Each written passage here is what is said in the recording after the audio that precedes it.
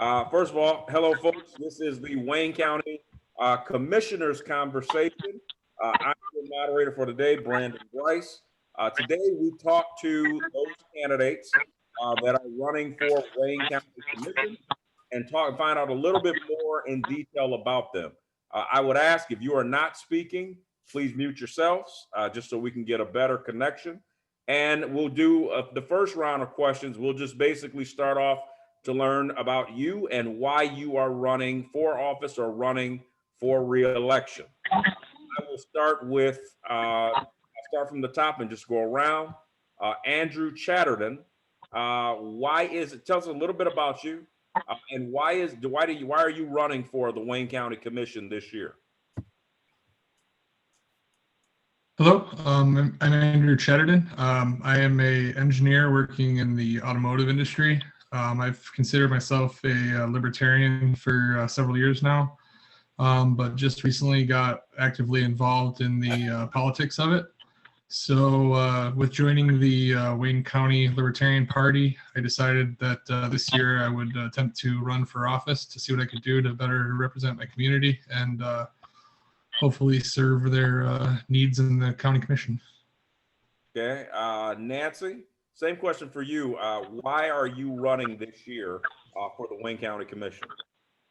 Well, obviously my name is Nancy Darga. I'm the former mayor pro tem of the city of Northville. I also was the chief of design for Wayne County Parks, and in between those stints, I ran the Ford Piquette Avenue plant, and I launched the Motor Cities National Heritage Area.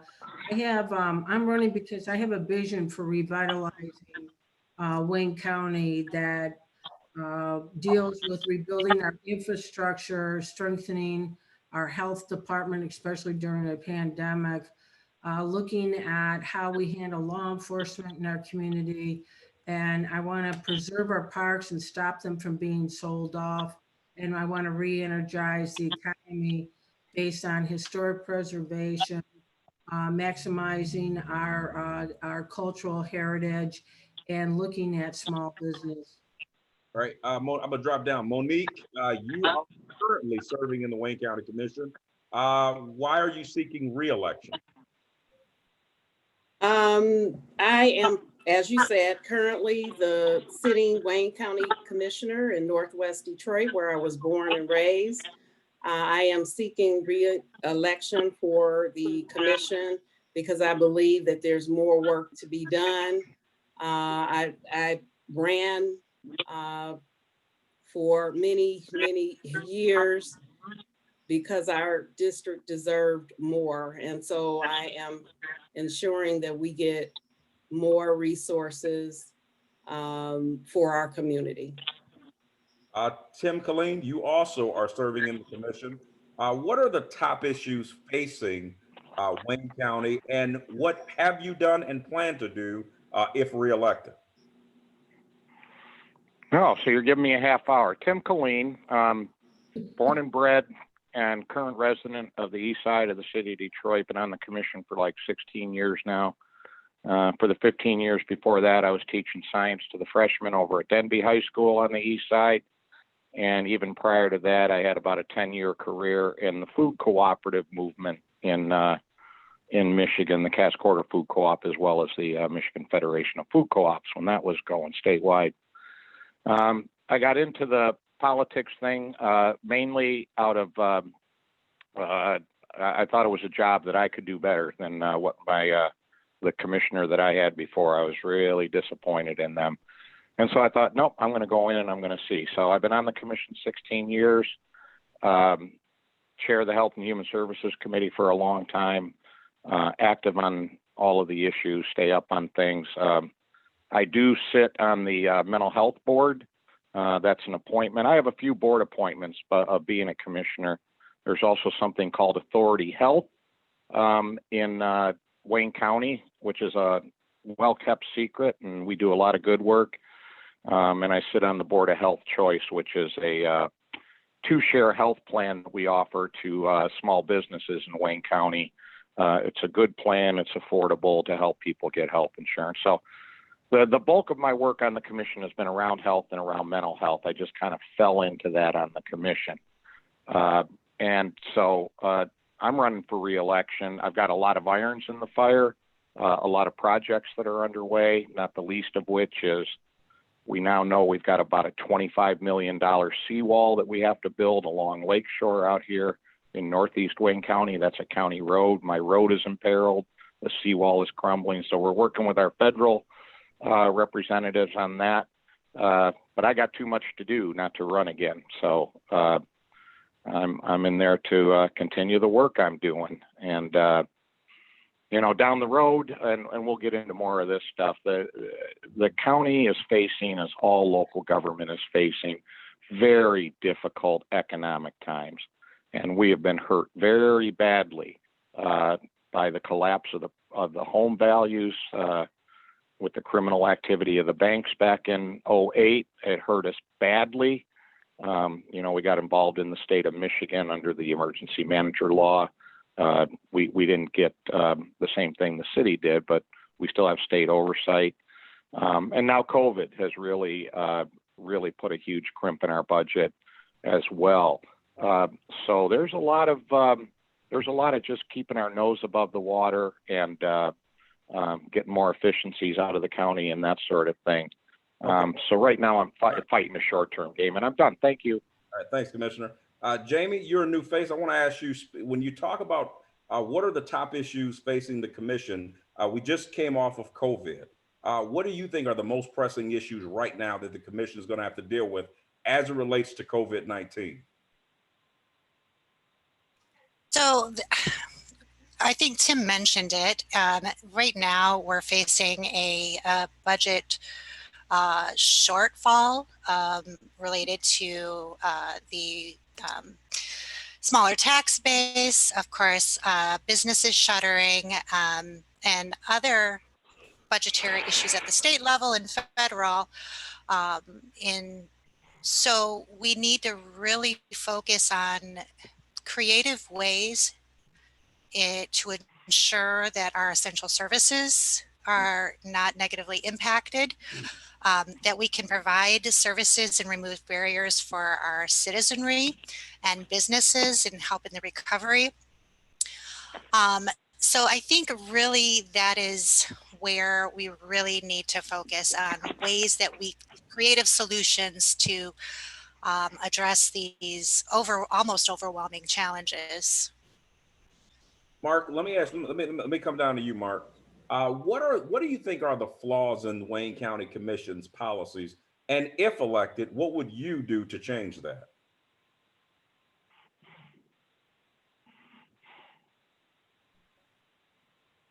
Thanks, Brandon. Let me introduce myself. I'm Mark Joseph Sosnowski. I grew up in the Warrendale neighborhood of Detroit, raised my family in a nice neighborhood of Redford Township, and now after kids are all grown, I'm a resident of Dearborn Heights. So District 8 covers Redford and Dearborn Heights. But I'm very familiar with the county area geographically. I'm 40 years in business. I think that's two of the things that are of concern to me. One, Ms. Darga mentioned, is the sale of our parklands and the golf courses. I think we need to make a strong stand to keep our public recreation public. And the other, well, we've got some incumbent commissioners here, but I want to bring a different perspective to the commission as a businessman, not a career politician.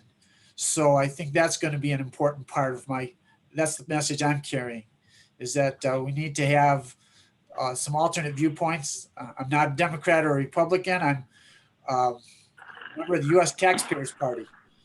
That's the affiliate of the Constitution Party, and we just want the government to follow the Constitution. So I think that's going to be my perspective on the commission, is to just make sure we're not going outside the box where we're not supposed to. Speaking of outside the box, Loel, I want to bring you in on this question. What do you believe is the role of the commission, and what have been its disadvantages and advantages, Loel?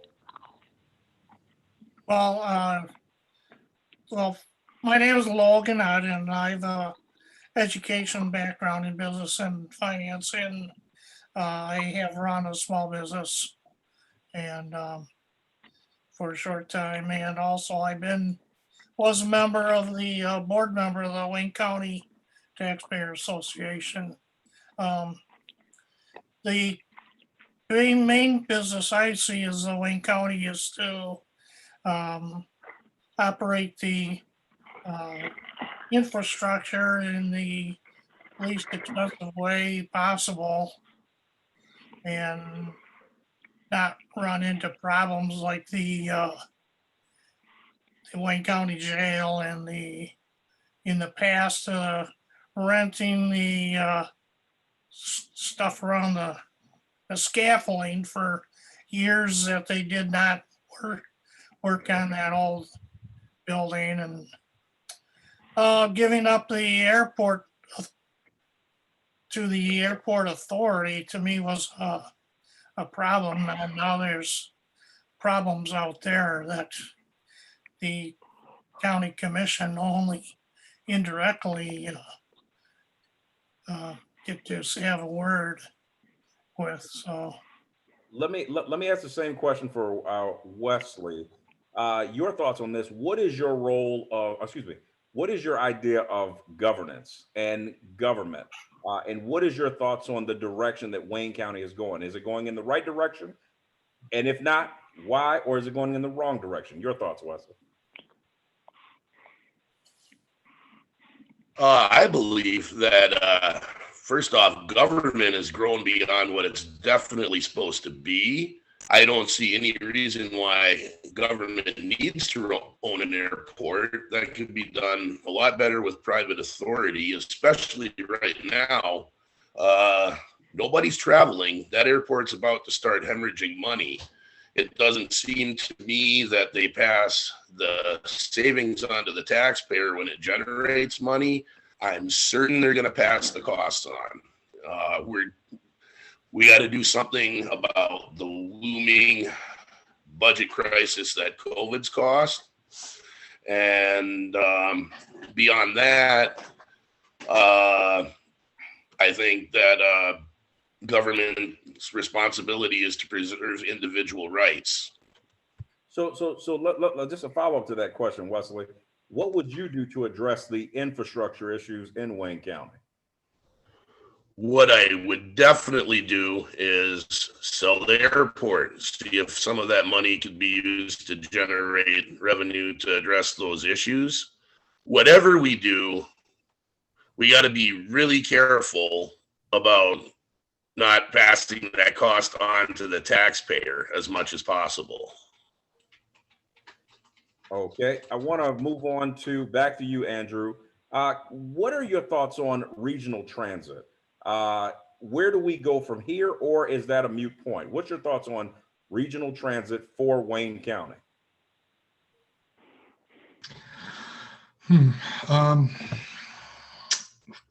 So I think in general, my view is kind of along the lines of some of the stuff I think Wes stated, is that we should have the government in as few areas as possible of our lives and whatnot. So generally speaking, I think we want to encourage private investment into the area as opposed to leading, public dollars into those things. Look for options that we can improve transport for the public without having it be a major government undertaking to provide those services. All right, thank you. I want to move over to Nancy Darga. What would you do about those residents in Wayne County who possibly lost their homes to overtaxation? What would be your solution? Thanks for asking that question, Brandon. First of all, I'm glad it got exposed so that those people have some recourse into either getting their house back or in sharing in the revenue that was generated when they were auctioned off or sold because of foreclosure proceedings. Obviously, for me personally, I would like to see them get their house back, but given that many of them lost their homes and they were resold, And there was profits made when those houses were resold. And I believe there's a lawsuit right now trying to get the people a portion of those profits that were made on their properties and make them whole again. And I think that we need to make them whole again is what we need to do. Commissioner Baker, I'll ask you the same question. For those folks in Detroit specifically who may have lost their homes, what's the next step? Well, it's a really sad situation anytime someone loses their home for any reason, and especially due to tax foreclosure or mortgage foreclosure. And it is a tough situation right now where really the city of Detroit is looking at what and how are these individuals made whole. As Ms. Darga just mentioned, unfortunately, we can't give them back a house that was sold, and currently there's other people living in it. But what I would like to see is that either taxes are reduced, current taxes, and also that those individuals that lost their home are given some type of a settlement of some kind. And of course, again, that won't get them their house back, but at least it would make them somewhat whole. I want to go up to you, Jami VanAlstine. I want to ask you this question. What should the county do about the surge and rise in water prices? So I didn't take this opportunity, the first question, so I'm going to take it now. My name is Jami VanAlstine. I grew up in Mr. Killeen's district on the east side of Detroit, Castech, and what was once Finney. I currently Highlander. live in the. I was a Highlander and a technician. So I currently live in the 11th district in Romulus. So we do consume city water. And now that I've said all that, I totally forgot your question. Could you repeat it one more time? And I actually want to say earlier, I should have gotten all of you guys' initial intro, so I apologize for that. We went right into the questioning. What should the county do about the surge in water prices? Your question. So I'm not an expert in the Detroit water system, but when you look at costs of water, first, the obvious question is, what's changed? What is driving the cost? And that's where I would start. And once you have that analysis, then you can form a comprehensive plan to mitigate or reduce those costs. Because again, we're dealing in a generational, multi-generational record-setting pandemic. Individuals are already struggling in the day-to-day. And the last thing we need to do, and the last thing as citizens that we need to be concerned with, is paying for water or increased costs in water as everything else is increasing. Commissioner Killeen, I'll ask you the same question. The water prices that are surging, what is the county currently doing about that? And if reelected, what will you do about that? Well, I hate to take issue with the moderator right off the beginning, but we cannot speak of COVID in the past tense. It's happening, it's increasing, it will continue to be here. It's not a past tense event, and the cost of COVID is going to continue to hurt government. When it comes to water, there's a larger discussion around the authorization of government. We have a Great Lakes Water Authority. It's a regional authority with an appointed board. They are the ones that set rates, not the Wayne County Commission. Now, after they set rates, each one of the 43 communities in Wayne County with their local city councils when they send out the water bills in their local community, they can also add to that cost. So I would say so as the Wayne County Commissioner, I mean, there's a bully pulpit and we talk about it in this, but I have no direct way to affect water prices as a Wayne County Commissioner. But I would encourage people to stay in touch locally with what their local city councils are doing, because back in the day and even today, you know, there was a lot of blaming of Detroit Water when Detroit was running everything instead of the Great Lakes Water Authority, that the prices were too high. But then communities were setting on their own surcharges on top of that, and then blaming Detroit for it. So I think if people watch what's going on in their local community and how much of a surcharge they're putting on, and frankly, you used the term several times, surge in water prices. I don't know what that means. I don't know what the context is for that. But certainly water's gone up. I pay a little bit more, of course. But as far as the water itself and the water prices, the Wayne County Commission has no official role in that. All right, thank you. Nancy, I want to ask you this. Can you talk about what your plan is to improve the employment opportunities in Wayne County? Where are we as far as the employment rates, and is the economy getting better or getting worse in your opinion? So Brandon, I worked for Wayne County in the 70s where they were bankrupt back then. And I got voted as the mayor pro tem in Northville when we were hitting the real estate crisis of 2008. So to say that not having money to me is just a normal state of affairs in Wayne County. But what I want us to look at is what are the opportunities that we have available to us because there is this constriction or loss of revenue due to COVID. So when I was voted mayor pro tem of Northville in 2008 in the economic crisis, we restructured, we consolidated our services with our neighboring cities. We renegotiated our union contracts.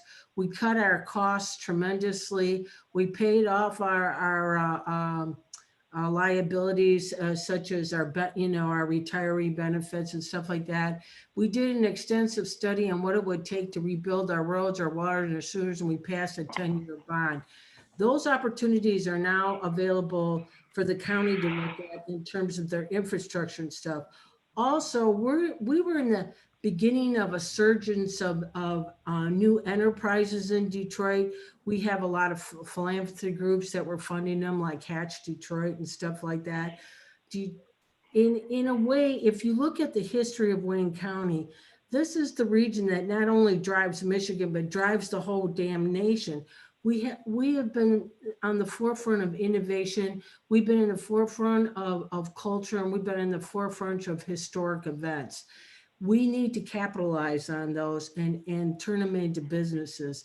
For example, how many areas in the United States have their own brand of music? I mean, yeah, Motown moved to California, but we still keep coming up with techno music and stuff like that. That's a whole industry in itself. The other thing is we're inventing self-driving vehicles and all the technologies that come with it. And we have the ability to launch additional meetings. The county itself could really look seriously at how to make regional plans with our local counties, come up with an infrastructure bonding type program to get the roads fixed and stuff without burdening taxpayers, but put it on the users of those facilities. And we also need to look at what we can do to preserve our small businesses. Commissioner Killeen pointed out that the county had a healthcare thing that helps small businesses be able to afford benefits for their community. But we also can do things like having loaning programs, low interest loan programs for new businesses and stuff like that. So there is so much opportunity out there. We need to have vision and work together. And the county can play a major role in bringing resources together. They can play a major role in working with the state in reducing liabilities from some of these new enterprises. And they could look at ways of acting as fiduciaries on behalf of some of these new businesses that are opening up. All right, I want to take my question to Mark Joseph Sosnowski. I want to ask you about just the state of the county jail. What would you do to reform or change that, or would you keep it the same as where it is? I mean, I want to get your thoughts on where do we go from here as far as the future of the Wayne County jail system, in your opinion?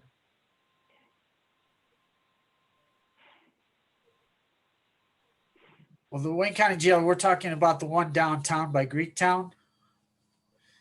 The new construction going up there, is that what you're talking about? It is. Justice Center or whatever they're calling it. So I'm glad that a local citizen came forward and said, okay, we'll help take care of the development of that. But as far as the prison population, I've always pondered and wondered, okay, we're looking for jail space. And then there was a huge, I think it was a women's facility that was tore down out in Plymouth or Northville. It's like at the same time, we're looking for prison space and we tear one down. So it's confusing, you know, what is the real policy, and it's a shame that we need more prison space. There's one of the questions was something about segregating jail, what do we want to call them, cellmates from regarding the virus. And I don't see how practically we can spread or put people into house arrest and keep our community safe by just releasing prisoners. I hope we don't do that. What we should be working on and promoting, I think, is the cure. And we had the governor come in and say, fix the damn roads. Well, how about we have a new slogan, cure the damn disease, and have some good treatment for people who do take on the virus, like the president. You know, lots of people are recovering. It's 99% recovery rate. So for the 1% that are really, really suffering, we can take care of 1% easily, but to shut down and remodify the prisons, that's a smart idea.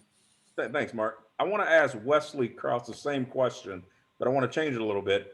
What would you do to reform the prison, some of the prison projects that have happened in the last few years as it relates to Wayne County? What's your strategy if you are elected? I'm actually glad you asked me that one. I actually have a background. I served 2 years as a corrections officer back in my native Canada. I've lived in Michigan almost half my life at this point. Basically, my whole professional background is in public safety. I've been a firefighter, a commissioned police officer, also a volunteer auxiliary officer, and I currently serve my community as a member of a citizens emergency response team. First off, I've come to the realization that housing nonviolent offenders is useless. There's no corrections going on there. Not that they don't reform. People that are in jail for drugs, they're not really a danger to anybody else. You know, hurting yourself, you own your body, don't you? Letting them home on house arrest, I don't see where that's a problem. People that are robbing people to get their drugs, that's a transition to a violent offender. Violent offenders need to be housed away from people. We could decrease the amount of space we need by coming up with alternative measures programs, community corrections, things like that. Those actually have been shown to be more effective. I know something about the industry. When you put people into the system, we got to be careful about why we do that.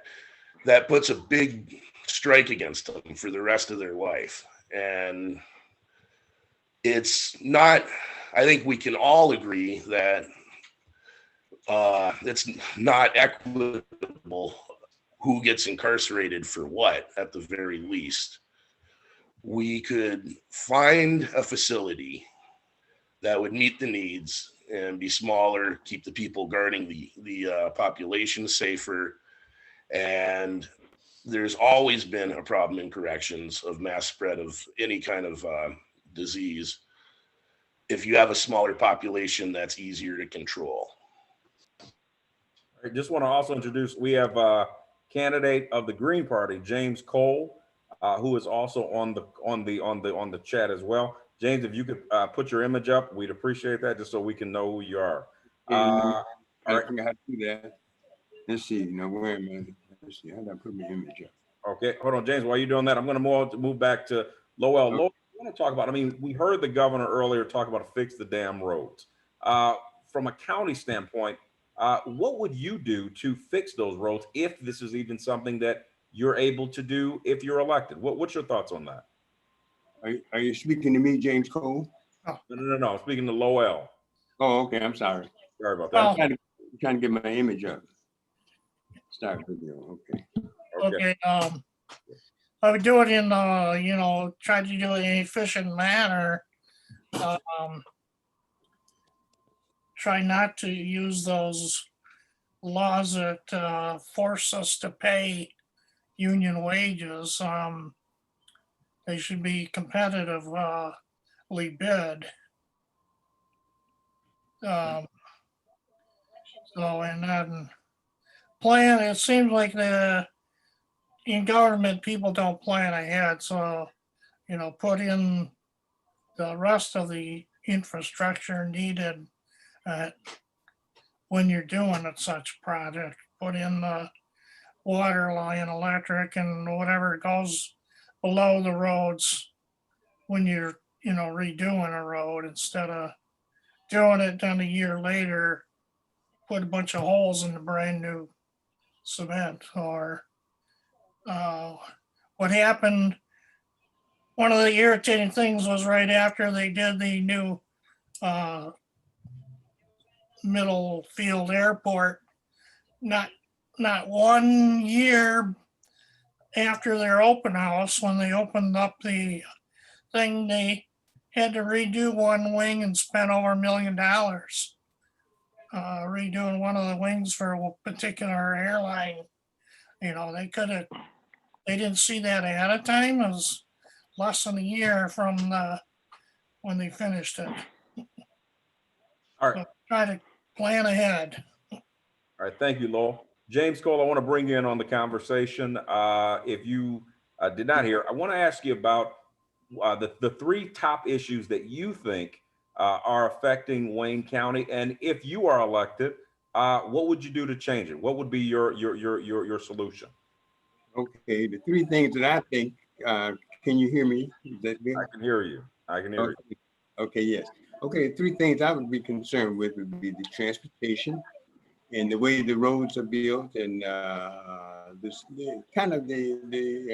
different school systems, the techniques that they're dealing with the schools.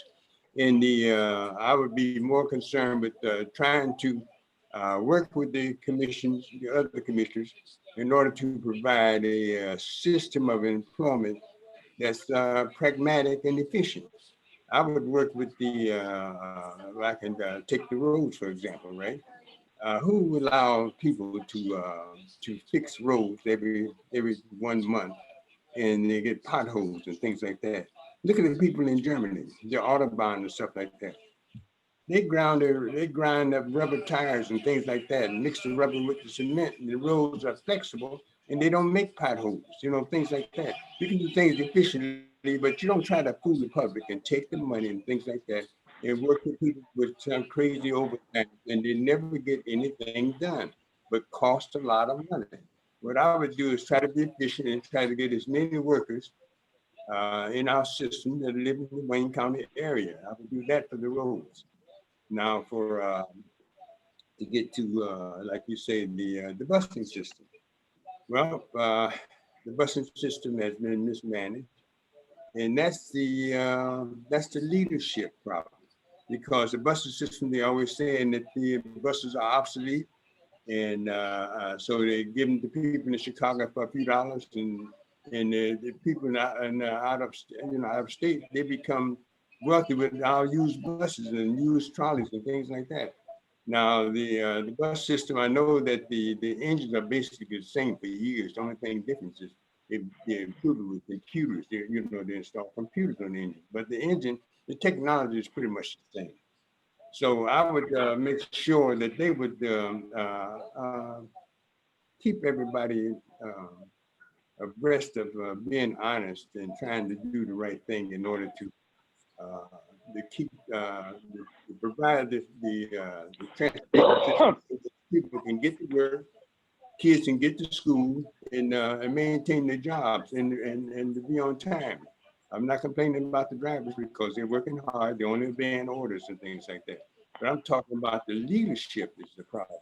The leadership in Wayne County is always the problem. It's not the peons, the soldiers that are working on the line that's the problem. But I would be working with the system in such a way as to involve everybody and use the brains of everyone that has good sense and to be able to come up with all kinds of solutions. And I would work with those people. Flexible. James, we got to move on. So, okay. So the next round, I'm going to ask all of you to comment on one question, and we'll have a series of those questions. I'm going to start with Commissioner Monique Baker and then work my way up. Commissioner Baker, do you support a unified regional transit system? And if so, why or why not?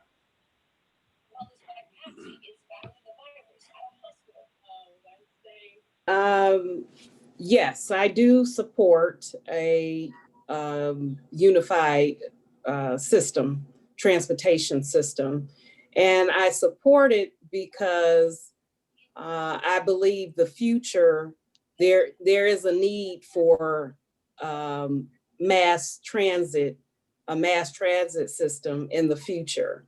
Also, we need to make sure that there is a connection of our different areas and different counties so that we have proper transportation for those that are looking for employment and to also save on gas and gas emissions and the overall environment. So I believe in a mass transit system. Commissioner Killeen, same question for you regarding transit, but I also want to tack on, why do you think we have not had that opportunity happen? What have been some of the barriers in your opinion? Yeah, boy, that's a long, long discussion.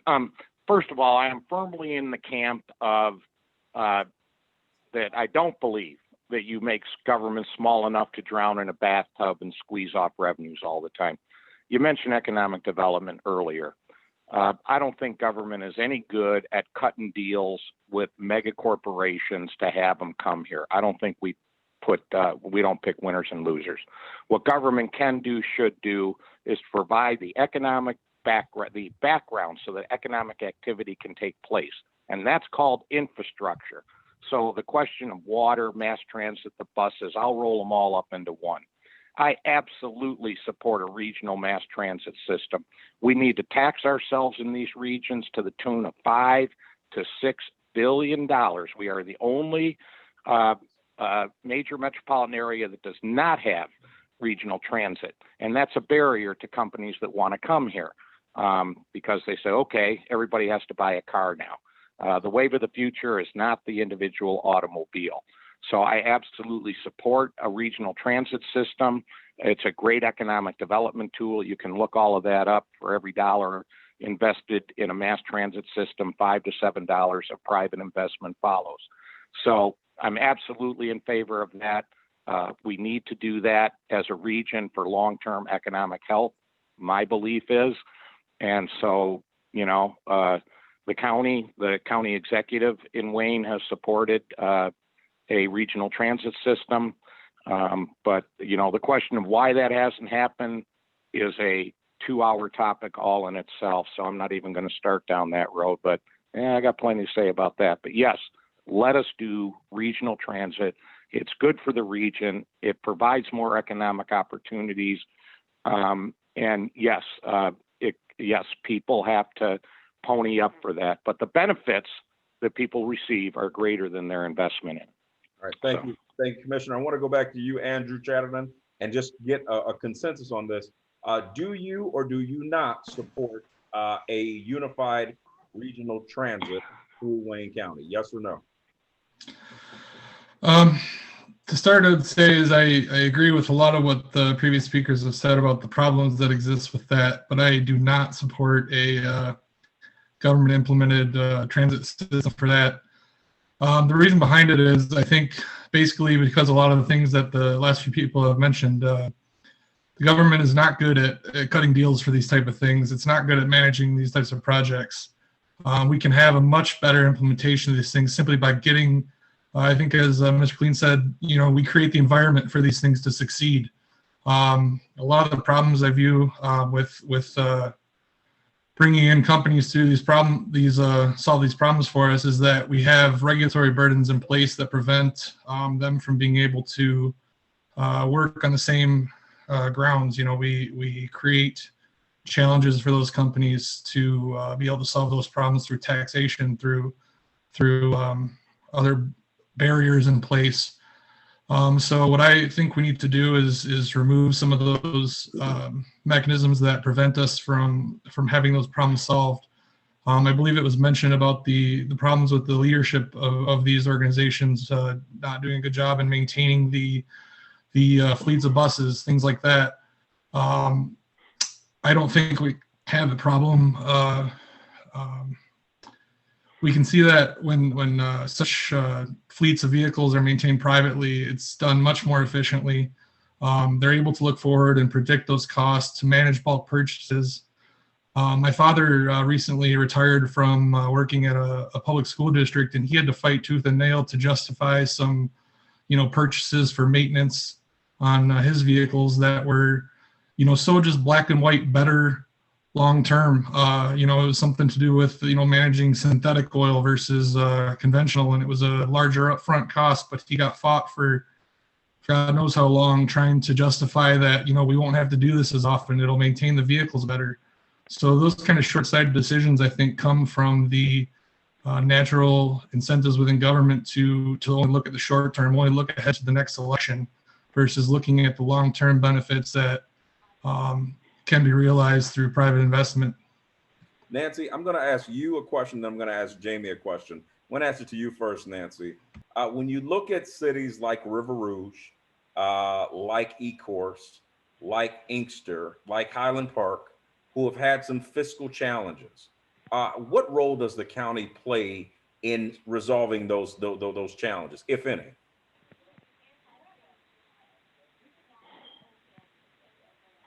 It's the economic downturn of those communities have many factors playing in it. Like if you think about it, Highland Park at one time was the richest community in Wayne County, and that is where the Highland Park plant was built in the teens, 1910 and 10.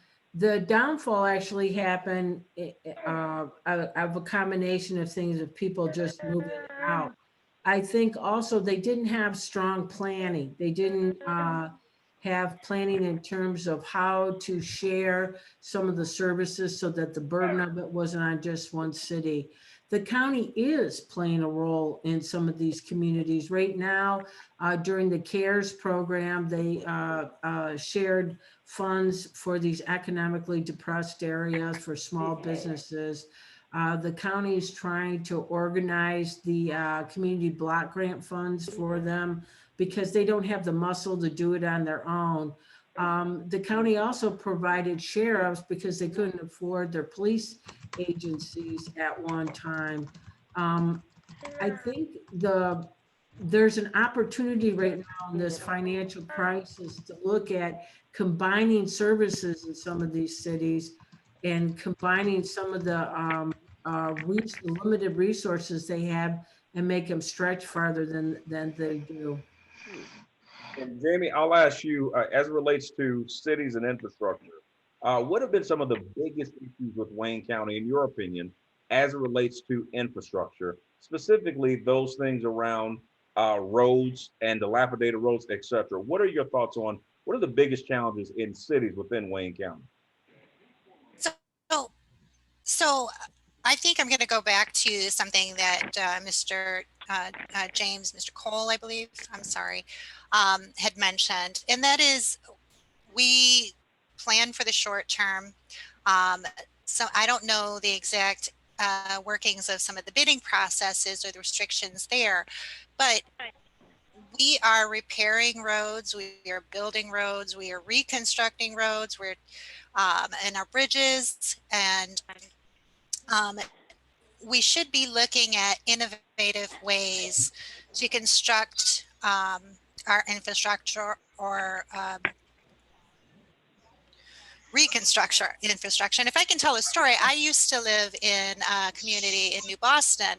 My mother's still a resident, also in the 11th district, and the county came in and shut the bridge down completely because it had failed a safety inspection yet again. And the local supervisor worked with the commission to obtain funding, which was great.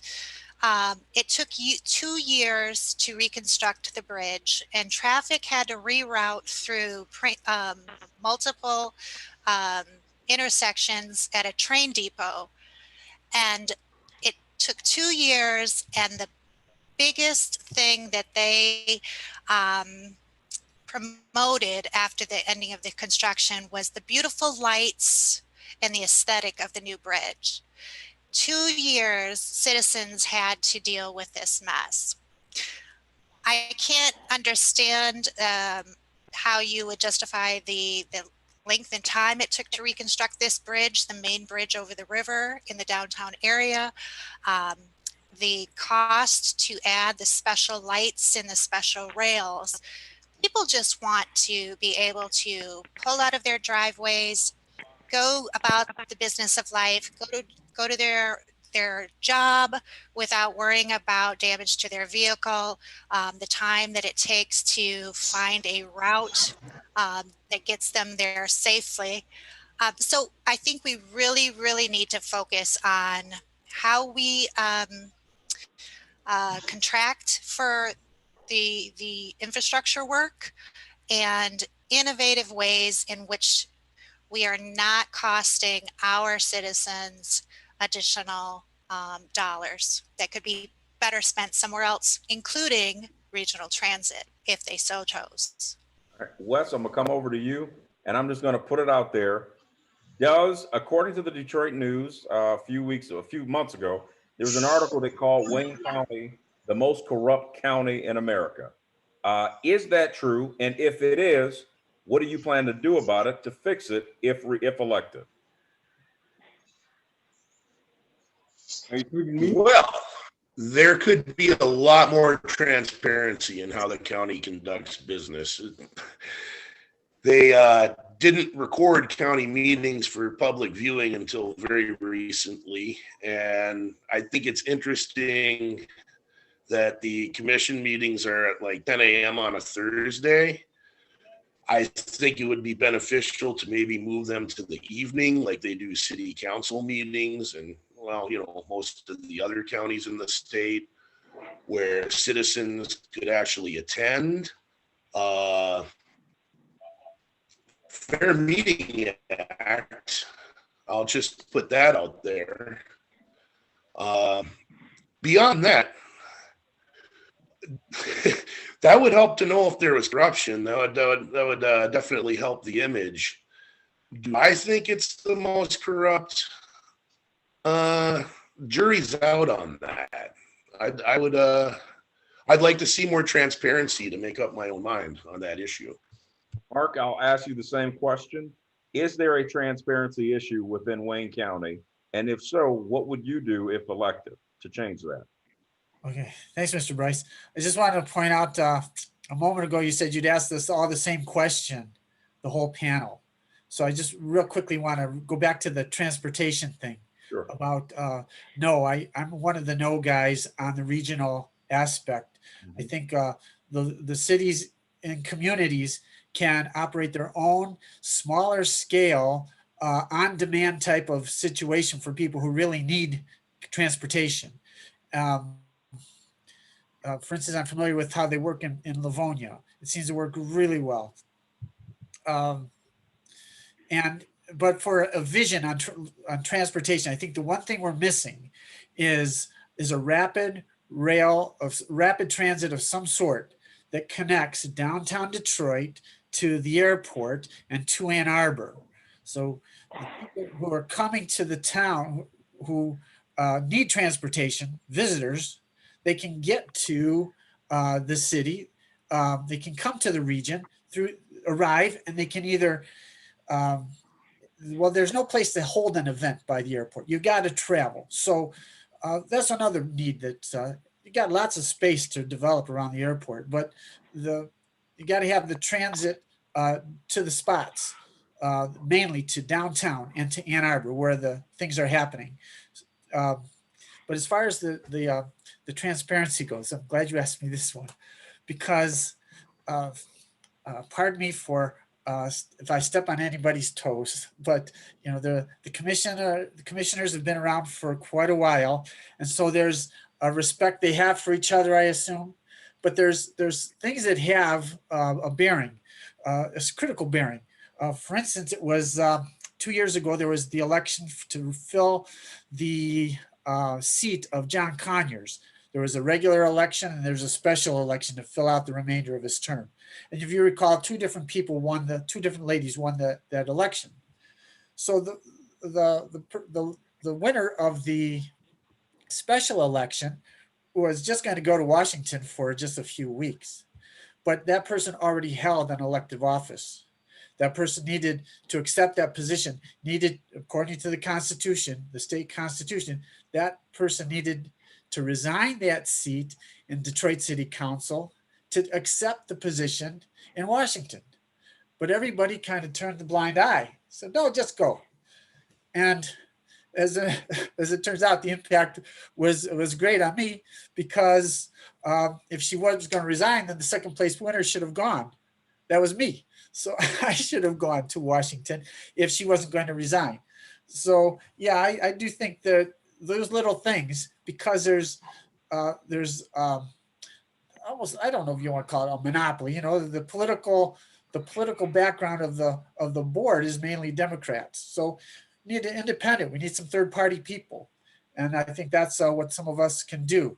Myself, Andrew, Wes, Loel, Jami, I don't know what your background is, but you know, we need some of us to have that perspective, so to keep everybody on their toes. All right, hold on, Mark. So Loel, I have a question for you. Are we safer now than we were 4 years ago within the county? And if you're elected, how will you keep Wayne County residents safe? I think overall we're a bit safer. The downtown Detroit areas, a lot more businesses, so there's a lot more people, and so there's less crime because you're around more people and more witnesses, so to speak.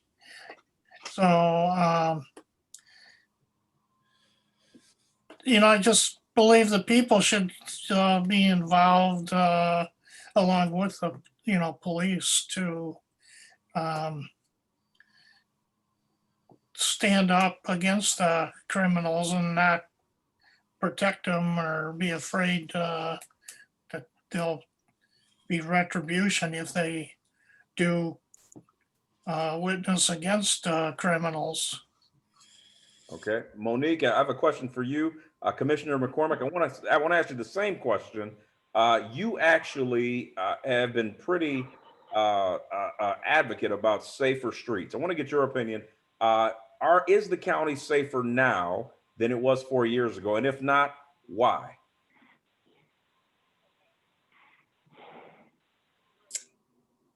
Um, 4 years ago, I'm just trying to compare. I'm not sure exactly what what that looked like 4 years ago. But what I will say is that due to COVID, I think that we're dealing with difficult times, and there are people that may not be able to handle the circumstances in which COVID has brought all of us.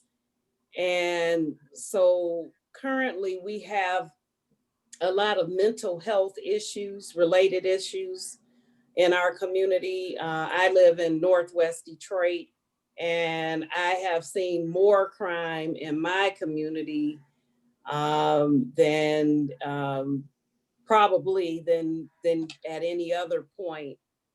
And I think that it really is due to the mental health of our community and the need for greater mental health resources.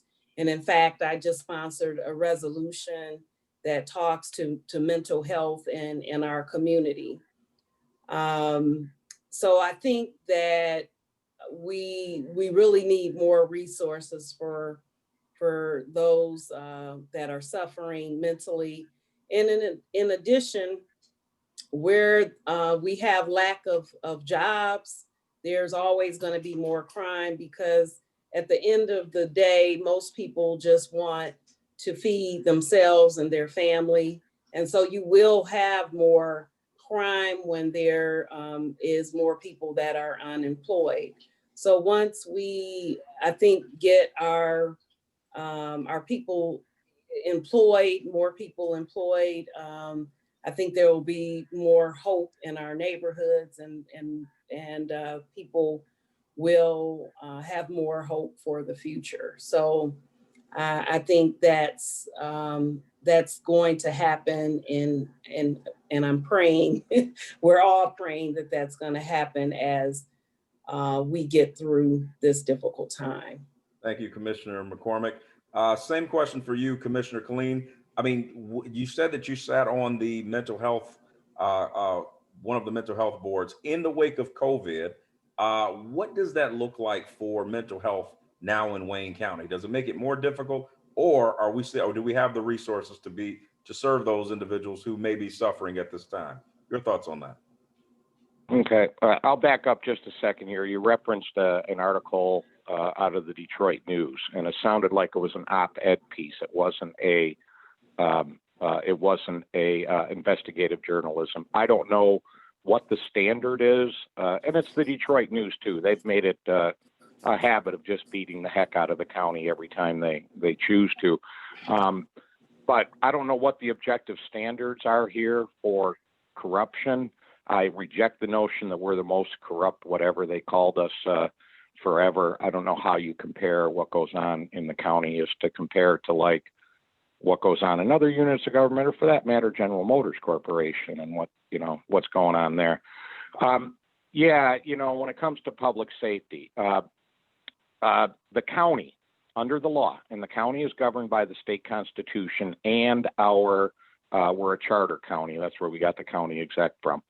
But under the state constitution, the law enforcement responsibilities that the county has is through the sheriff, and the sheriff is a jailer. We do have a few officers that work in our parks, but Wayne County doesn't patrol. Local police and state police do that kind of a thing. It's hard to say like 4 years ago or whatever, overall crime numbers are down. However, when it comes, our jail has long been considered the largest mental health facility in the county. There is a committee both at the county level right now looking at our general population in the jails, as well as at the state of Michigan. The United States of America way over incarcerates. So the population in the Wayne County jail is about half of what it was 2 years ago. We float somewhere around 800 to 900 as a daily population, as opposed to 18 to 1900.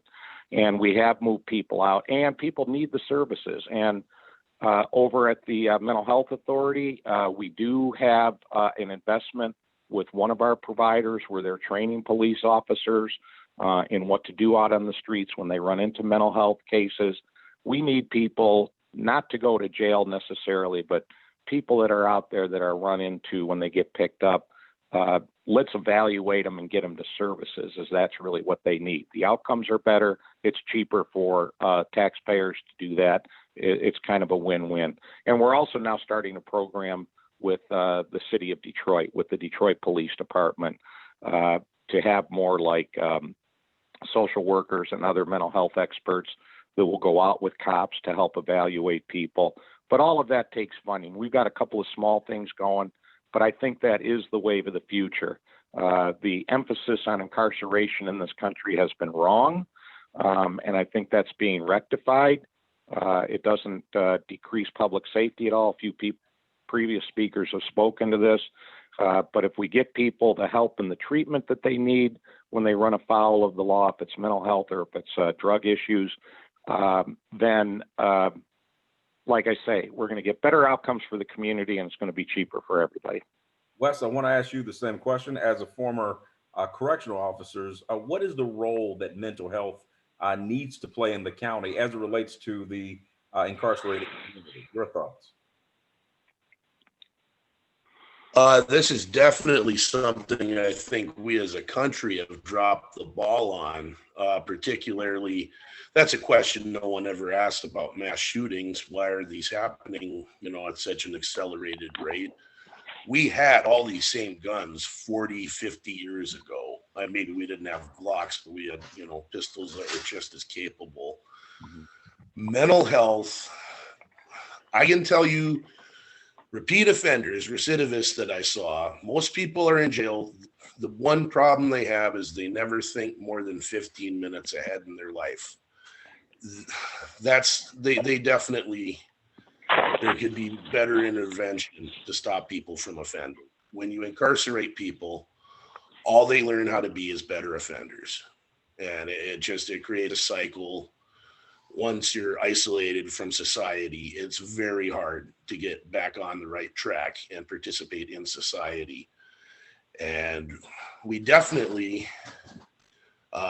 it seems to be a general agreement, we shouldn't be locking people up. It's not helping. So hold on, Wesley. So if you are elected, what would you do to resolve that? Or what would you do to solve that problem? Well, definitely, I would.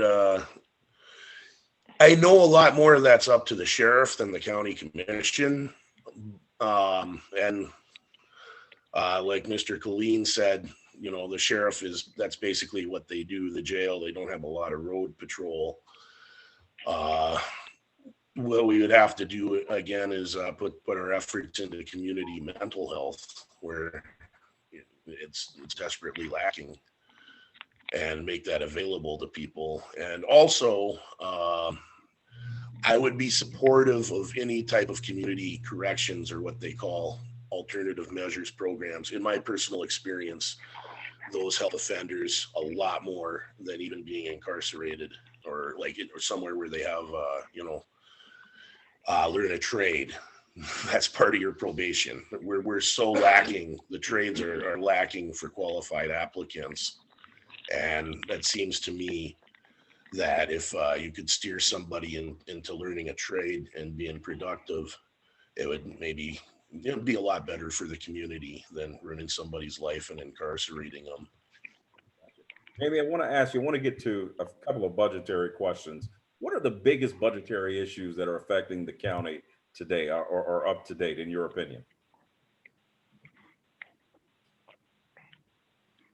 Well, again, you can't really speak about the budget in normal times because we're not living in normal times. And we really need to consider how we approach the budget and essential services today in the environment that we currently live. So one thing is, I would not want to raise rates or taxes on individuals, especially at a time where we're already struggling.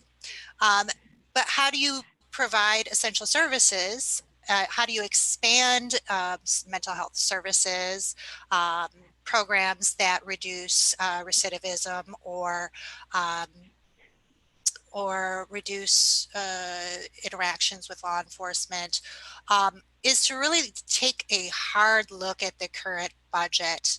And again, it's about looking at creative ways to implement services, to identify areas where we no longer need to invest or invest less, or alternative ways in investing in services. So it really is about extraordinary actions in an extraordinary time. And it means line item by line item, project by project, and really prioritizing it based on the needs of the communities today, and thinking about how that will look post-COVID into the future.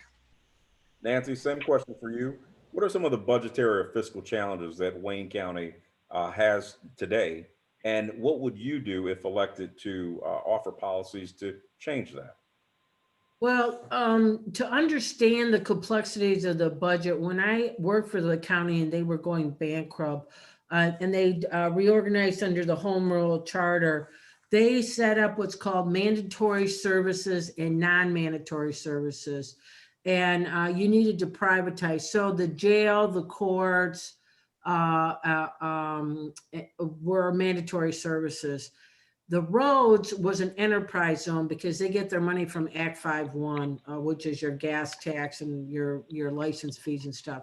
And parks has its own dedicated parks millages. So if you took those what I call dedicated budgets out of the picture, obviously law enforcement would probably be the biggest part of it. I learned from both working for the county when they were bankrupt and then working for being on the city council of Northville when we were dealing with the recession of 2008, that really a lot of streamlining can happen in administration. You could take some of the bureaucracy out of stuff and save money.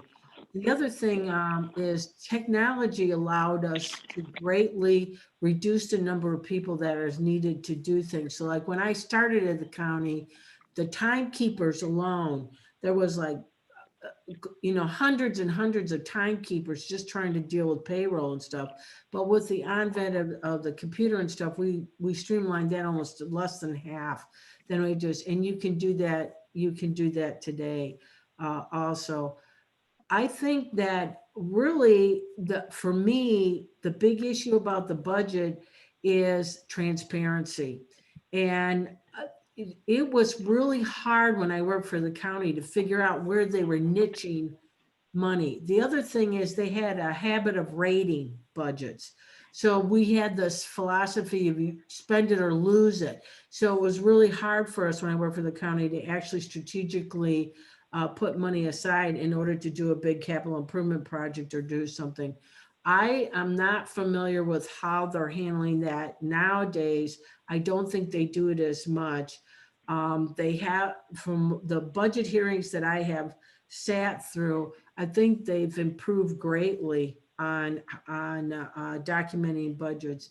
But I really think there needs to be a dashboard type system like the cities are held to by the state, where we have to put our expenses and stuff in a dashboard thing. I really think at the county level, that would be very helpful. The other thing is, I think we need to make it where you cannot creatively use money from one fund into another. They need to be protected in what they're dedicated to. So parks should only be spent on parks, and roads should only be spent on roads, and the sheriff and the court should only be for those purposes and stuff like that. So transparency is very important. Putting some kind of public dashboard out there so we can understand where our money is actually going. And I actually think the county has improved in stretching a penny, to be honest with you. As critical as I am of the county, I think they're doing a better job than they were in the past in terms of making the money stretch. James Cole, I'll ask you this question, if we can see you. Yes. Okay. right now they're the conversation is we could possibly have a second COVID wave. If you are elected, what would be your policy or the most important thing that you would advocate on judging a second coming? Okay. But a COVID wave like that that may be imminent. I believe that first you do the easiest thing to do is to make sure you wear a mask to protect yourself, and then, and then you keep yourself clean. But what I would do with the COVID, because we always want to try to keep the system functioning, and so that it would come up with enough money to operate itself. Now, if you can get the people to make sure that while they're working, especially with a second wave, to protect the lives of the citizenry. Once you have them protected, you can put different jobs that are separated in such a way that, say that you had Wayne County and you got a mechanic or something like that. Well, he's alone by himself in maybe in a 20-foot square area or something like that. You have him working there. And then you take the supervisory that has their special talent, and they can do the training of the different individuals who do not have jobs. They don't have the jobs. They can be trained by the supervisories, and they have on-the-job training. It'd be like an academic improvement, because and then you have.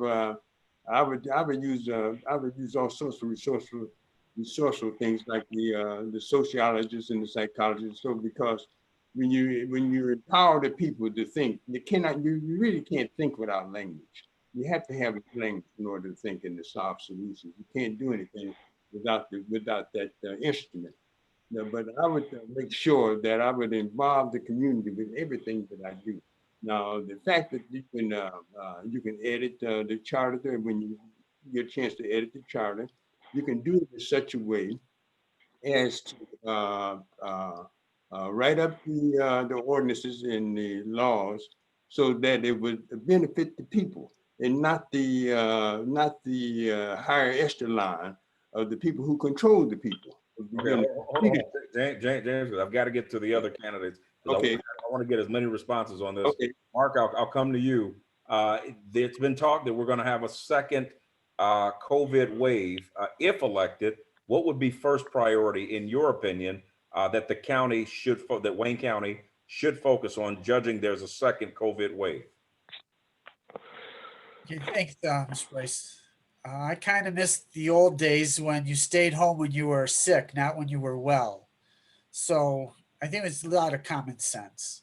Again, the recovery rate of this disease is fantastic. People, there are several who have serious illness and need intensive care, but the majority, I'm pretty sure I had something really bad last January, and without any extraordinary measures, I recovered within a week.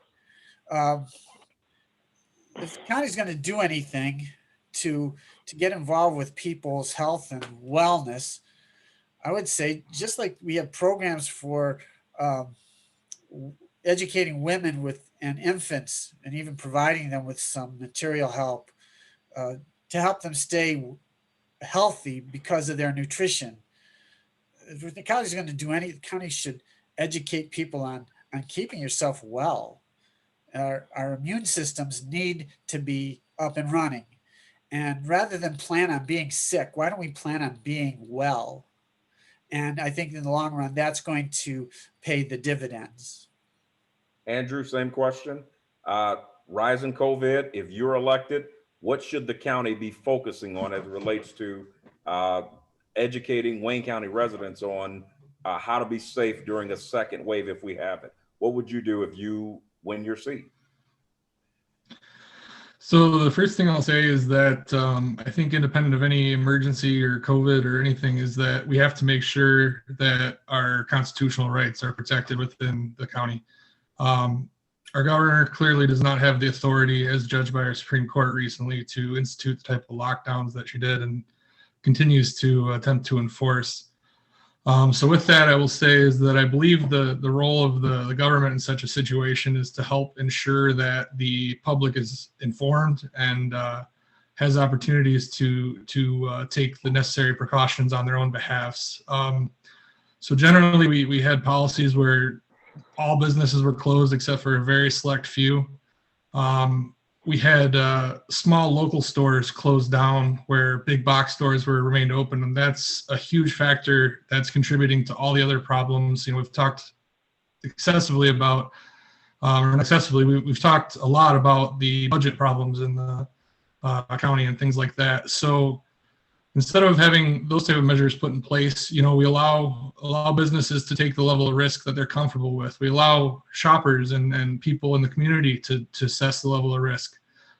We saw right off the bat at the start of the COVID outbreak the first time around that many businesses went on their own volition and implemented measures that were exceeding those that were put in place by the governments.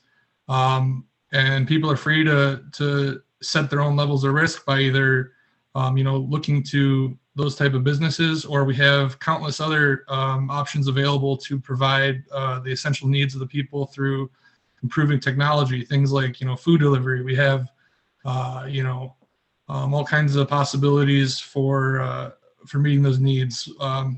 Furthermore, we had things like parks closing, and as was talked about, is we need to encourage people to be healthy. We were locking people in their homes and penalizing them for going outside and things that were pretty clearly safe activities. So we're basically, in a lot of these cases, we're incentivizing exactly the wrong actions with the responses to these type of measures. We need to educate the public and allow them to make the best decisions for themselves and for the ones they care about. Commissioner Killeen, as someone who has lost loved ones to COVID-19, I want to get your thoughts on this.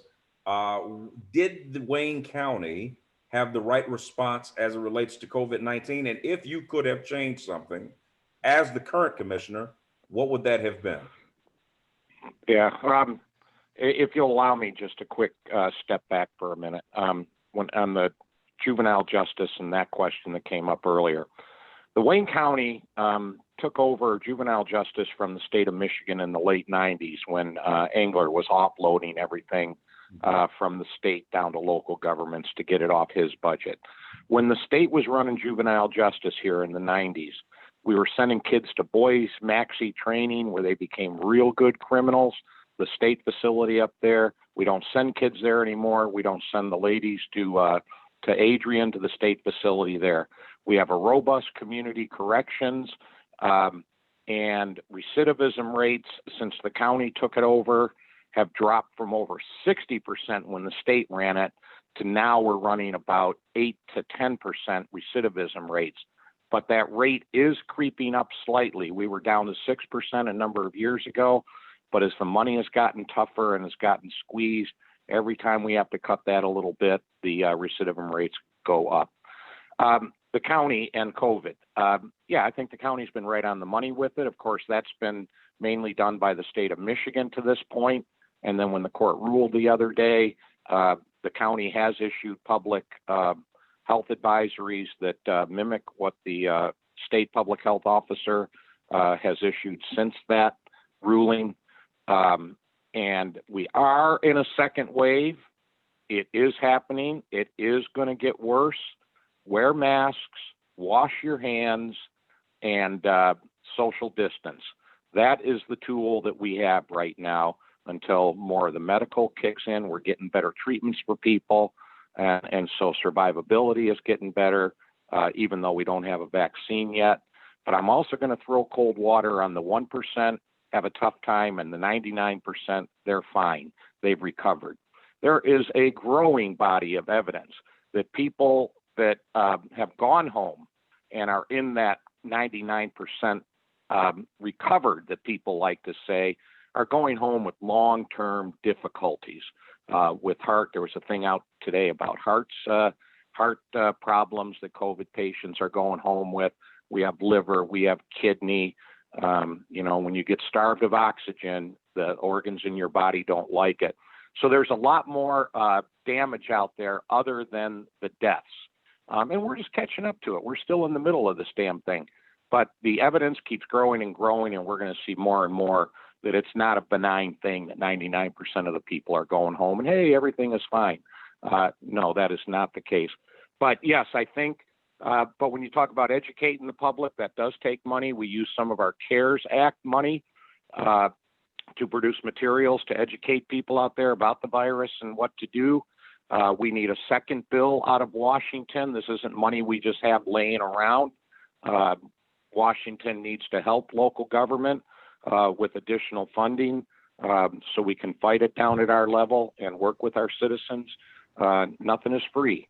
And we don't have money. We just passed a budget that is like a $1 million surplus. Are you kidding me? We're right on the razor's edge. So anyway, I'll leave it go with that. Commissioner McCormick, I want to ask you, the Commissioner Killeen just mentioned the fact of, obviously, as a commissioner, you're working with both the state and the city of Detroit. Let me ask you, what should be the role of a commissioner coming into this role, and what should be their working relationship with both the state of Michigan and the city of Detroit? That's a great question, Brandon. And I think one of the reasons why I originally ran for commissioner was for the check and balance of government that we weren't getting at the time. In Wayne County government, there seemed to be a lack of accountability. And, to be quite frank, people were getting away with just all sorts of things. I'll just put it that way. And so our role as commissioners are to be and is to be the check and balance, and we make sure and ensure that our tax dollars are being spent appropriately. And if we have commissioners that are in the back pocket of the county executive, then we won't get that check and balance. And we had a lot of that, and we've came a long, long way. And so I, as a sitting commissioner, I know for sure that we're going in a really great direction. And as far as being able to work with the county executive, but he knows that we're not going to be that rubber stamp, and we're not going to just agree just to agree. So you will, hear a lot of what I do. I try to work with the state, I try to work with the city, and I try to influence them as well. So as a commissioner, we have the power to create resolutions that talk to the whole state or to the whole country. And just recently, in dealing with the COVID pandemic, one of the resolutions that I created was the Dropbox initiative for absentee ballot voters. I thought because of COVID, we wanted to make sure that our residents are safe. So why not provide boxes throughout all of Wayne County? So every county in Wayne right now should have one. And this was, I think Wayne County was one of the first counties in the country to adopt the Dropbox initiative. And then from there, it kind of spread it throughout the country. In addition, I just want to make an announcement too, that we've been working diligently to help small businesses. And right now we have $1 million that we're helping nonprofits throughout Michigan. So the application is now open online. Anyone that has a through the county, yeah, Commissioner, through the county, not throughout through Wayne the state. County, yes, through Wayne County. And so we have those funds available. We also use a lot of the CARES dollars to provide assistance to many small businesses, minority businesses, women-owned, veteran-owned businesses throughout Wayne County. So we're here, and I can say that I'm proud of the commissioners that I'm working with. I believe that all of us are doing the best jobs that we can do right now. Loel, Thank I got a question. Thank you, Commissioner. Loel, I got a question for you. I want to talk a little bit on education. Now, we know education is a state issue. Should education be, should the county, Wayne County, play a larger role in public education? Yes or no? Well, I think education should be decentralized. So the local people, family, the parents should decide about education more or less. I guess we do have a little bit of education with the a couple of museums we're paying property tax toward, and so that helps in coordinating with the sometimes with the school systems. But outside of that, I think it should be a local issue. Jami, same issue for, or same question for you. Should education, should the county play more of a role in public education or not? We know it's a state issue, but should the counties have more educational responsibility, or should it remain at the state level? So I am an advocate for local control. The having control closer to the individual community is always better. Your voice is louder. The government body can better respond to your needs than a state or a federal government in most cases. And in this case, I think that our tax dollars leave our communities and they filter out and up to the state and federal, and then they come down in small packages with a lot of strings attached, which kind of ties our hands in a lot of ways, both in getting the dollar for dollar value back in terms of education or in terms of infrastructure and other things. You're not getting that dollar to dollar value. And then again, what works in Romulus may not work as well in Northville or vice versa. So having some more local control, I think, better serves our communities. And especially when we're looking at what's happened during COVID.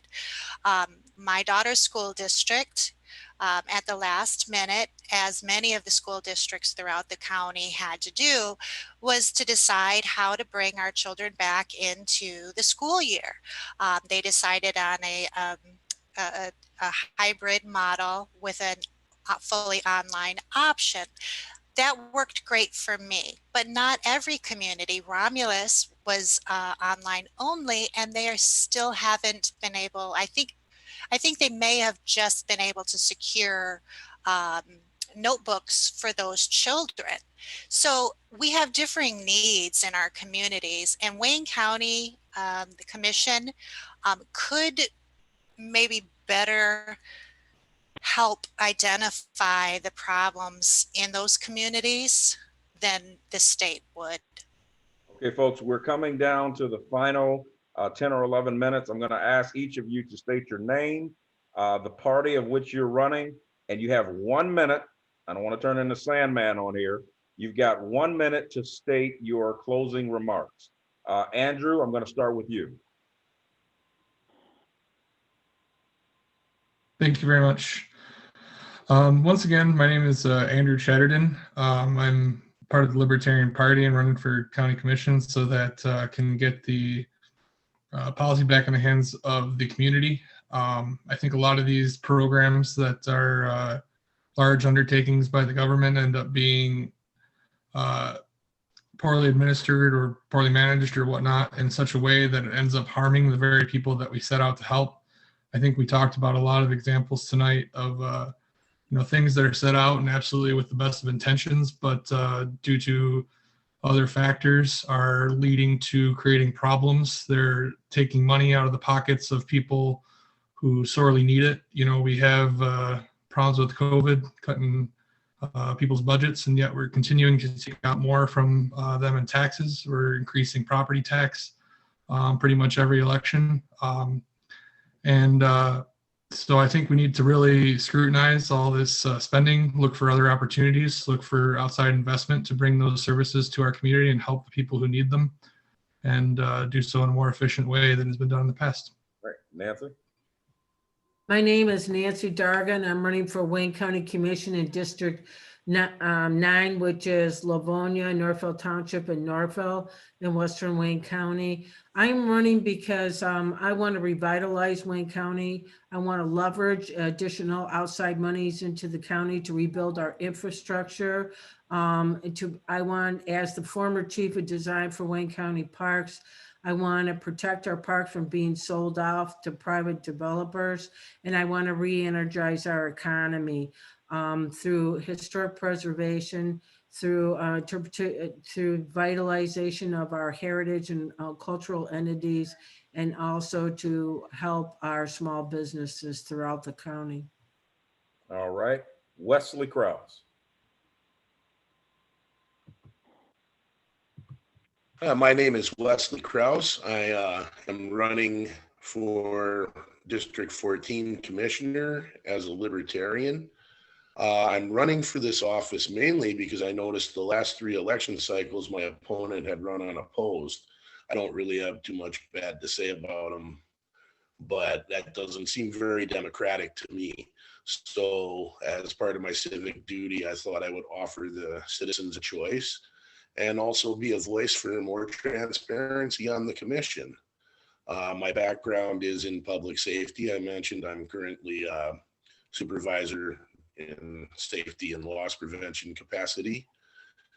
I've been involved with local government off and on a lot throughout my career.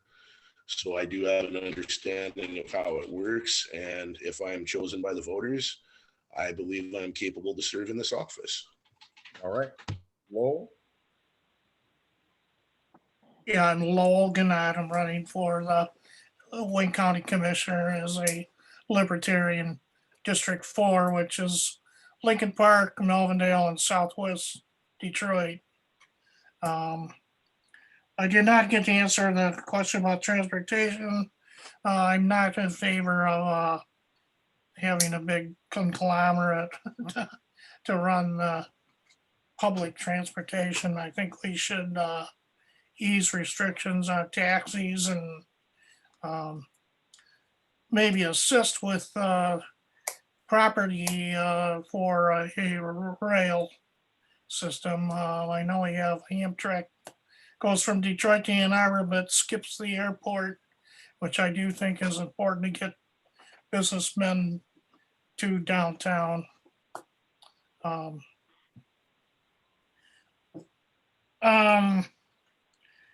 I think there should be more transparency to see what's on the budgets. And I personally am really against authorities, as I mentioned the airport earlier, like the transparency of if I'm take a flight, how much of that goes toward the cost of the gate fee and that the airport authority uses, you know. Is that ever published in the local paper or on the news, you know, so people realize how much it's costing? And All right. I think these should be elected officials, because otherwise it's taxation without representation. All right, Mark? First, I'd like to thank Mr. Scotty Boman for putting this forum together. It's really helpful for us who are not regular campaigners. I would just like to reemphasize, I'm a businessman, not a politician. 40 years of experience and property management, environmental remediation, insurance. Those are my backgrounds. In the community, been 40 years in Knights of Columbus and Dearborn Heights, and past director of the Redford Township Junior Athletic Association. By the way, I'm running for District 8, which is Redford Township and Dearborn Heights. My main concerns to get in this race was first to save Hines Park, like Ms. Darga was mentioning, to save us from profiteers. I'd also like to give a directive to the sheriff to go to work against human trafficking. And then my last point would be to elect a businessman, not a career politician. All right, James. Yes, my name is James Cole Jr. I'm a Green Party candidate. I'm the kind of person that believe in hands-on operations. I want to involve the people, the citizenry, in such a way that they can be improve themselves academically, skill sets, the kind of training that they need in order to improve the Wayne County action, trying to interact with people in such a way that Wayne County improves itself. And they use the money that we do receive, the resources and things like that, to be efficient with that. And we do not, we won't top load that to the people, that the top leadership. We're going to put the thing down, the money on the ground level, so that people can use it in such a way as to improve their life, living, and the pursuit of happiness. Now, when they do that, you'll have less crime, and you won't be worried about who's taking what or stealing this or that. You'll be able to get things done, and you can improve the things with the kind of materials that Wayne County needs to improve the sidewalks, the transportation system, and you use the right materials. You don't use inferior materials and think you're going to get a good result, you know. So what I'm going to do is try to take the things and take the advantages of the skill sets that I can amass, and use the community at large, and use them efficiently, and so that they become more educated, more efficient in their thinking and stuff like that. And that way, everybody will be more pleasant, be less robberies, less crime. And I want to work in such a way that the people in the community can, people understand the way I think. They will work with me, and I work with the people, the different leadership phase, grassroots supervisors and things like that, and give on-the-job training. You don't have to go to college or anything like that. On-the-job training, they can get skill sets, plumbing, cement work, and housing repair, and all sorts of things that a person's imagination could amass. Now, the most important thing is the fact that this is going to be done in a resourceful manner in order to keep the finances down so that it's not squandered. And that's what I want to do. My name is James Cole Jr., Green Party candidate, District 2. All right. Thank you. Jami. Yes.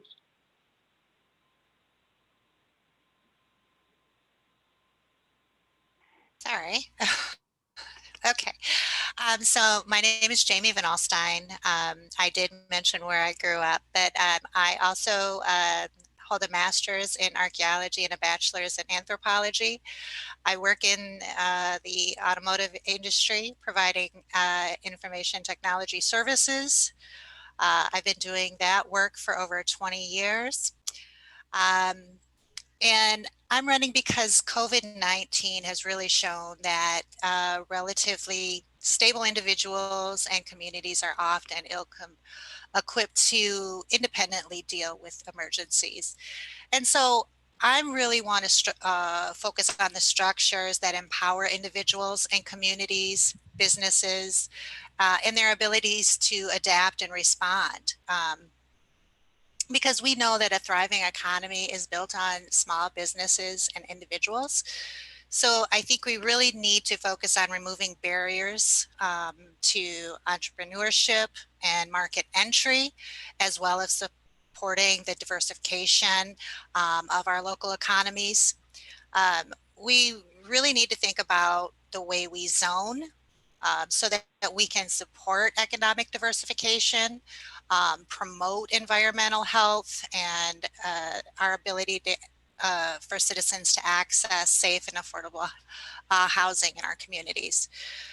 And so it really is about looking at the budget and finding ways to fund infrastructure and essential services without raising taxes. Because I forgot to mention that I am also running in District 11 as a Libertarian. I am currently the vice chair of the Wayne County affiliate.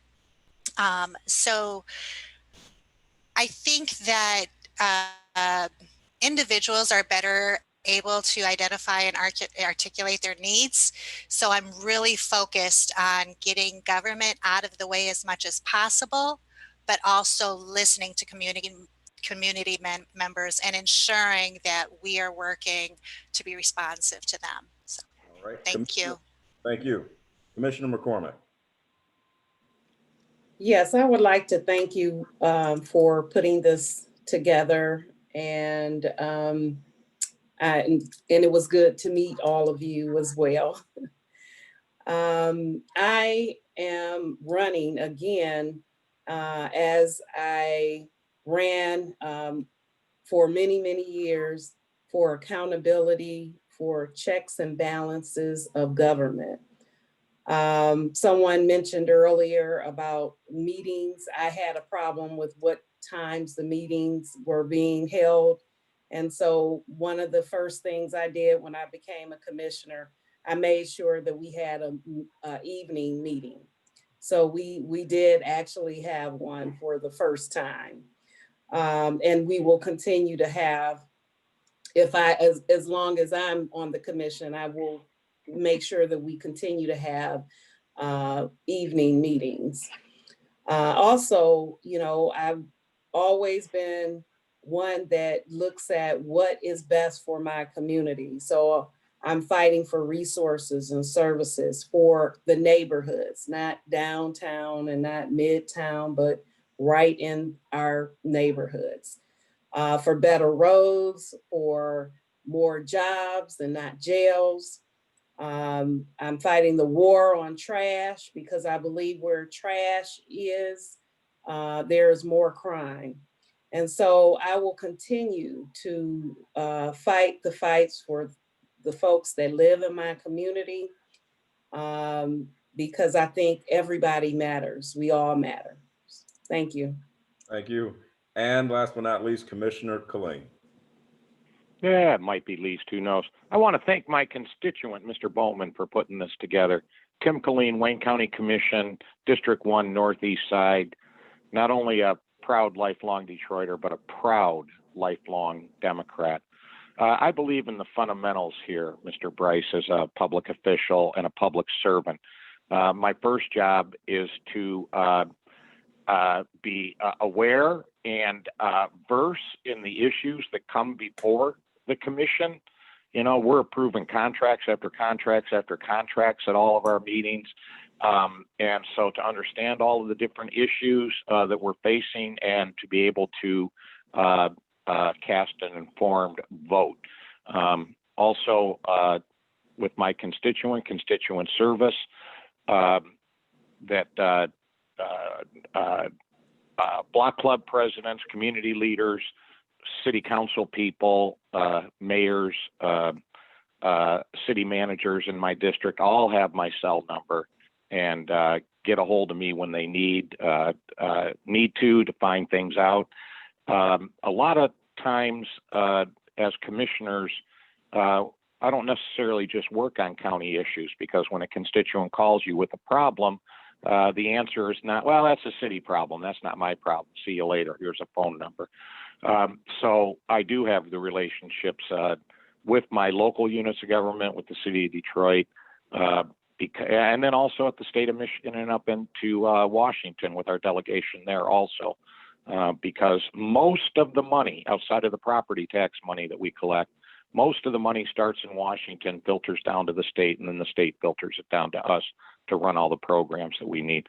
So you got to have relationships up and down that line to discuss the issues that affect the county. And so work at all sorts of levels like that, whether it's technically a county issue or not, that constituents don't care. They just want to get it done. And that's only right. And I will also just say at the end, for the future for economic development, I'm going to hit infrastructure again. We need to invest in infrastructure, and we need to invest in it big time so that we do have a county that has a road system, that has a transit system, that has a water system. I still got 100-year-old wooden water mains on the east side. So we need to step it up. A lot of that money has to come from the feds in order to get it done, but we also need to pay for it locally with regional transit addition. So building up infrastructure to provide the background for economic activity to take place. If we provide that background, private business will be able to figure it out. We don't have to pick and choose. They'll be able to figure it out. Thank you, Thank Commissioner. you, Brandon, and thank you. Yep. Thank you, Commissioner Killeen. So that concludes our evening today. We had an excellent panel discussion. I want to thank all of the candidates, but the most important thing is November 3rd, go vote. That is the most important thing here. I want to thank also Scotty Boman and also the Libertarian Party of Wayne County. An educated vote is a necessary vote. So folks, have a good evening, good night, and as I always say, Godspeed. Thank you and good night. And I want to thank Brandon Brice for being the moderator for this event. And I urge everybody in just a few minutes, he stayed right up until his show. He will be on 910 AM Superstation with his show Straight Talk. So you can enjoy hearing from him there and from his guests there. And it's a call-in show, I believe. Yes, It is. Take All right, care. guys. Have a good night and go vote, folks. Take care. Bye-bye. Thank you. Bye-bye.